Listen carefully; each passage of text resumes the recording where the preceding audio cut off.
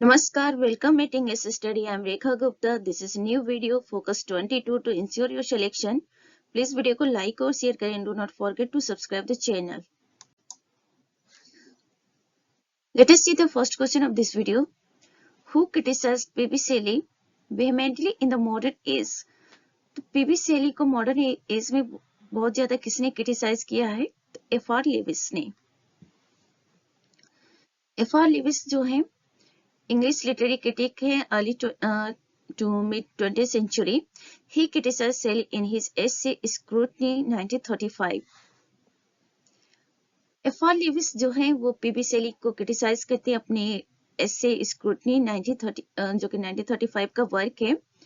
तो इस तरह से क्वेश्चन पूछा जा सकता है कि वो कौन क्रिटिक है जो मॉडर्न टाइम का वो पीबी शेली को क्रिटिसाइज करता है. तो दैट इज F.R. Lewis.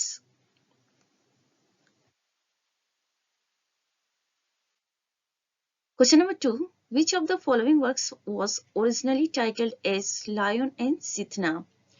तो कौन सा वर्क है जिसका original title Laon and Cythna था? तो that is the revolt of Islam. The revolt of Islam PB Shelley का वर्क है और इसका ओरिजिनल टाइटल जो था लायन एंड सीथना करके. ठीक है, तो Laon and Cythna is the original title of the revolt of Islam. The Revolt of Islam is a poem in 12 cantos composed in 1817. Revolt of Islam जो है 12 cantos का poem है 1817 में composed होता है. Published under the original title Lawan and Sithna or the Revolution of the Golden City. The Revolt of Islam जो published हुआ था तो ये अपने ओरिजिनल टाइटल में पब्लिश हुआ था लावन एंड सीथना करके या the revolution of the golden city. तो बहुत इंपॉर्टेंट ये सीरीज होने वाला है आप लोगों के लिए और इस वीडियो में पीबी शेली से रिलेटेड सभी क्वेश्चंस आपके लिए लाए गए हैं.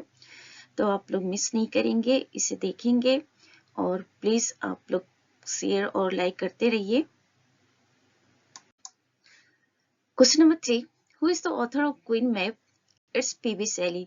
तो पीबी शेली का वर्क है Queen Mab. Queen Mab publish होता है 1813 में और इट इज 9 कैंटोस पोएम है. इसमें टोटल कितने कैंटोस हैं क्वीन मैप में? 9 कैंटोस से 70 नोट्स के साथ. और फर्स्ट ये लार्ज पोएटिक वर्क है. रिवाइज्ड एडिशन भी इसका आता है कुछ पार्ट का, तो दैट इज 1816 में इसका रिवाइज्ड एडिशन आता है और उस रिवाइज्ड एडिशन का टाइटल होता है the demon of the world. तो याद रखेंगे क्वीन मैप किसका वर्क है? पीबी शेली का. 1813 में पब्लिश्ड होता है. टोटल 9 कैंटोस हैं और 1816 में इसका रिवाइज्ड एडिशन पब्लिश्ड होता है. टाइटल होता है उस रिवाइज्ड एडिशन का the demon of the world करके.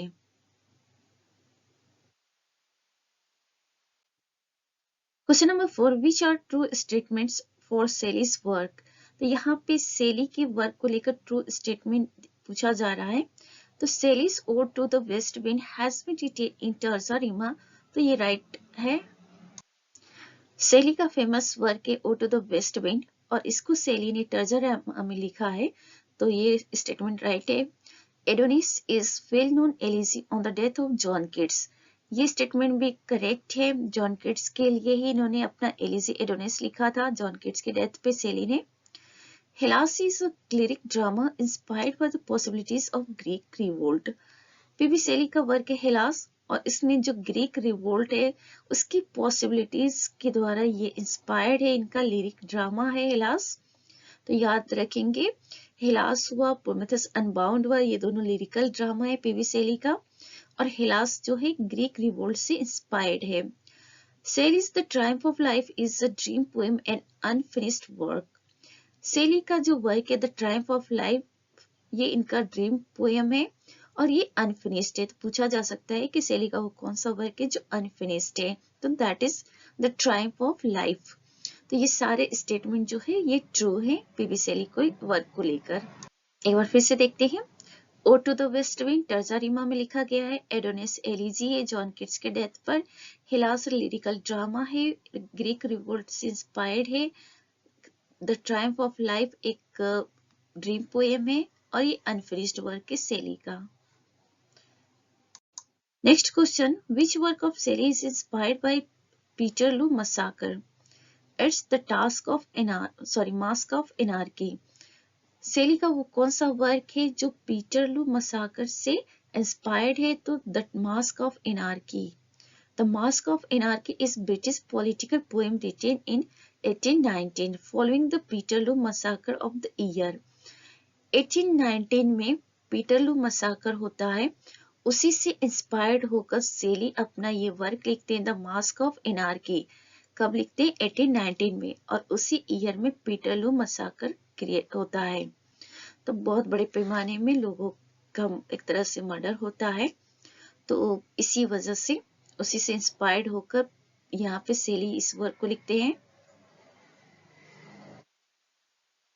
द मास्क ऑफ एनार्की को, और ये ब्रिटिश पॉलिटिकल पोएम है.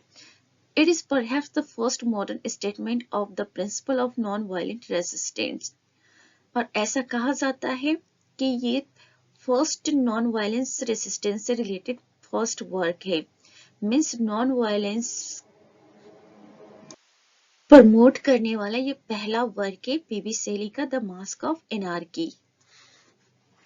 एक्चुअली पीबी सेली जो थे वो रिवोल्यूशनरी पोएट थे, और वो जो ब्रिटिश उस समय की पॉलिटिकल सिचुएशन थी उससे वो बहुत ज्यादा सेटिस्फाइड नहीं थे, इसलिए वो हमेशा ऑब्जेक्शन किया करते थे.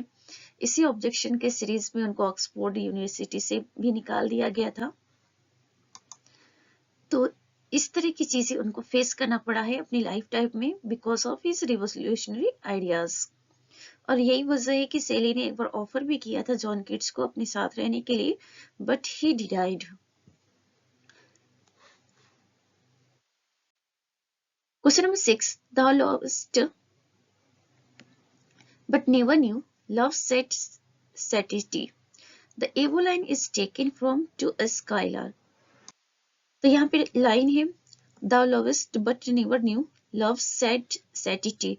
ये जो लाइन है पीबी सेली का पोएम है टू स्काईलार्क, वहीं से लिया गया है. टू स्काईलार्क पब्लिश होता है 1820 में, और इनका लिरिकल ड्रामा प्रोमेथेउस अनबाउंड के साथ पब्लिश होता है. It was inspired by an evening walk near Livorno, Italy with Mary Shelley. To a Skylark सेली ने कब लिखा था? इटली में लिवोर्ना के पास में जब ये इवनिंग वॉक कर रहे थे अपनी वाइफ मैरी सेली के साथ, तभी इनको इंस्पायरेशन मिलता है अपनी वाइफ मैरी सेली से, और इंस्पायर्ड होकर ये लिखते हैं टू अ स्काईलार्क.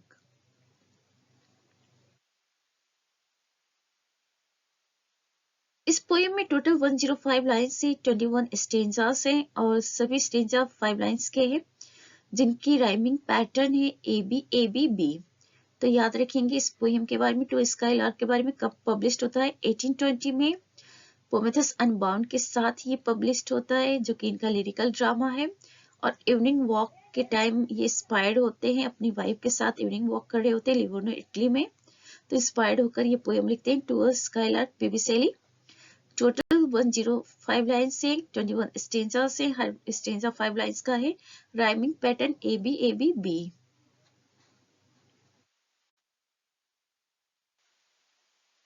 नेक्स्ट है ओzymandias is written by its Shelley.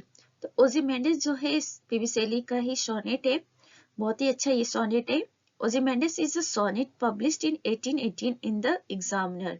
तो द एग्जामिनर जो उस समय का पीरियोडिकल आते थे, न्यूज़पेपर वगैरह आते थे, उसी में से एक है.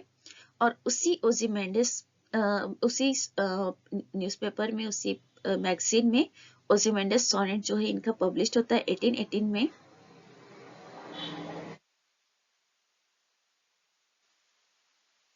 राइम स्कीम है ओzymandias की A B A C D C E D E F. तो ये इसकी राइम स्कीम है 4, 4, 8, 4, 12 एंड 2, 14. तो 14 लाइन का सोनेट होता ही है. तो टोटल ये 14 लाइन का राइम स्कीम देख लीजिए. A B A C D C E D E F. Metre है लूज आइम्बिक पेंटामीटर में राइट किया गया है. ओzymandias में किसके बारे में है? Describes a ruined statue of an ancient king in an empty desert.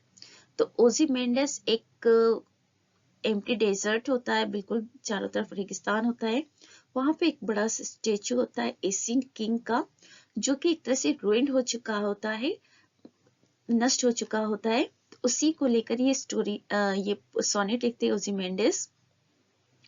The name of the king was Ozymandias. और जब वो अपनी लाइफ टाइम में था तो बहुत ही पावरफुल होता है, उसके पावर से सभी लोग डरते हैं। तो वही सेली बताते हैं कि जब वो अपनी लाइफ टाइम में बहुत ही पावरफुल होता है और सब लोग उससे डरते हैं, बट आज उसकी स्टेचू की कंडीशन देखिए किस तरह से टूटा फूटा पड़ा हुआ है खाली रेगिस्तान में, जहाँ पे कुछ भी नहीं है, चारों तरफ डेजर्ट ही डेजर्ट है। और सैंड के बीच में ओzymandias किंग का जो स्टेचू है टूटी फूटी अवस्था में क्या हुआ है, पड़ा हुआ है। और आज उसके पावर को कोई रिकॉग्नाइज कर नहीं रहा है। ये स्टोरी है ओzymandias की, तो इसे आप लोग अच्छे से एक बार पढ़ सकते हैं, बहुत ही यूजफुल है। Next question, spirit of beauty that dost consecrate with thine own hues all thou dost shine upon, of human thought or form where art thou gone। ये जो लाइन से कहाँ से लिए गए हैं, तो पीबी सेली का जो वर्क है hymn to intellectual beauty, hymn to intellectual beauty से ये लाइंस जो हैं बोरो किए गए हैं। Spirit of beauty that dost consecrate with thine own hues all thou dost shine upon, of human thought और form where are thou gone. तो ये जो खूबसूरत सी लाइन है हाइम टू इंटेलेक्चुअल ब्यूटी से लिया गया है, पीबी सेली का ही वर्क है। हाइम टू इंटेलेक्चुअल ब्यूटी को इन्होंने लिखा था 1816 में और पब्लिश हुआ था 1817 में। Question number 9. Who is referred to as the azure sister of the west wind in Shelley's Ode to the West Wind? It's spring breeze. तो यहाँ पे क्वेश्चन है Ode to the West Wind से, Ode to the West Wind में शैली ने एक phrase use किया azure sister। तो क्वेश्चन इज दैट कि इस azure sister जो ये फ्रेज है किसको रिफर करता है, तो ये स्प्रिंग ब्रीज को रिफर करता है। Azure is an old fashioned word for the color blue। Azure क्या है, एक ओल्ड फैशन वर्ड है और ब्लू कलर के लिए यूज किया जाता है एज्योर। एज्योर का मतलब blue colour, and it is used here in relation to the blue sky associated with the arrival of spring. और ब्लू स्काई के लिए ये यूज किया गया है ode to the west wind में एज्योर वर्ड को। और ये ब्लू स्काई जो है वो स्प्रिंग के अराइवल को इंडिकेट करता है। तो याद रखेंगे एज्योर मीन्स ब्लू, एंड यहाँ पे एज्योर जो है ब्लू स्काई को इंडिकेट कर रहा है। और ब्लू स्काई किस चीज को इंडिकेट कर रहा है, स्प्रिंग के अराइवल को। स्प्रिंग सीजन जो होती है बसंत ऋतु, उसके अराइवल को ब्लू स्काई जो है एसोसिएट है। तो इसी के लिए इन्होंने एज्योर वर्ड यूज किया है अपने work O to the west wind में। Next question, poets are the unacknowledged legislators of the world is the famous claim by P.B. Shelley। तो यहाँ पे सैली ने कहा है कि poets are the unacknowledged legislators of the world। तो ये बात पीबी शैली ने कहा है, कहाँ पे कहा है, इन्होंने अपने जो ऐसी थी अ डिफेंस ऑफ पोएट्री जो कि 1821 में पब्लिश होता है, उसी में ये बात कही थी और वहीं से इस लाइन को लिया गया है। तो याद रखेंगे poets are the unacknowledged legislators of the world किसका स्टेटमेंट है, पीबी शैली का। कहाँ से लिया गया है, इनके essay a defence of poetry से लिया गया है, 1821 का वो इनका एस्से है। This is all about for this video. Please video को लाइक और शेयर करें and do not forget to subscribe the channel. Thanks for watching. Be happy, keep smile.